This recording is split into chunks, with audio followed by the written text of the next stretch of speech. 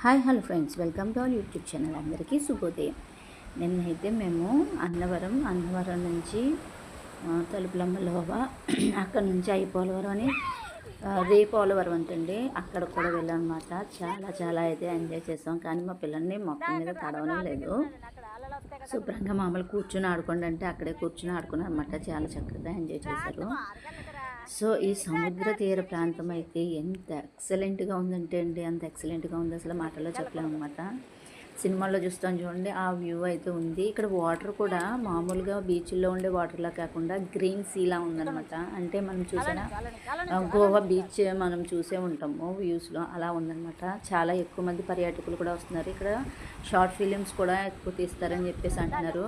కైలాసగిరి పర్వతంలాగా ఒక పర్వతం మీద అయితే చక్కగా శివపార్వతులు కూడా ఉన్నారనమాట. చాలా బాగుంది.